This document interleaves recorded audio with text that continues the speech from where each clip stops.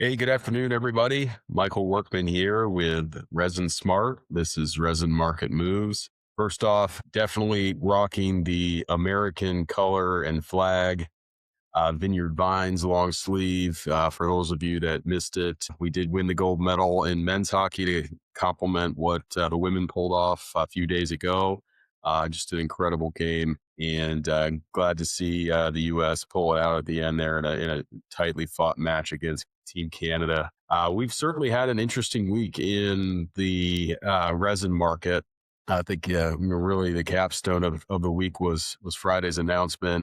I know really the indictment against Trump's Liberation Day mandate from what feels like years ago, but was less than a year ago. The Supreme Court did change the tariff landscape, and it's going to become important more so than people may realize here in the resin market. The IEEPA, another acronym that we need to get used to in our industry, what I call the fast lane for broad stroke tariff action, is now off the table, which is going to influence trade policy as that risk becomes much smaller than it was in the past.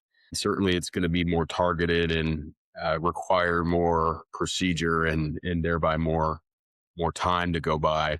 But it's not going to go away entirely. So we're going to continue to keep our eye on it.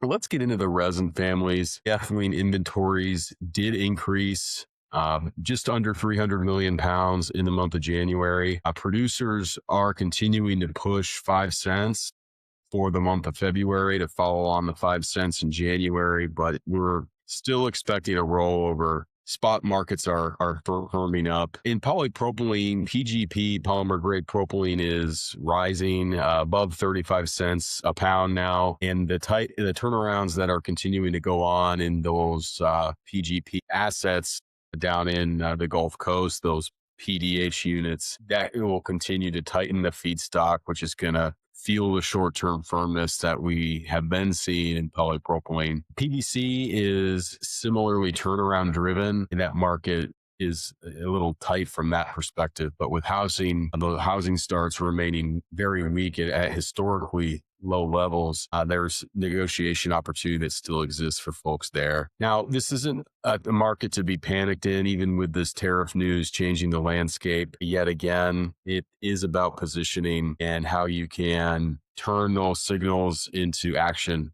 within your procurement operation. If you're going to be in Houston this week, we've got a team down there as well as a team out at the Plastics Recycling Conference in San Diego. We're going to be down at the SPE Polyolefins event for at least one day and visiting some clients and future clients. So if you happen to be in the area and want to connect, send me a message and have a great week, everybody. Take care.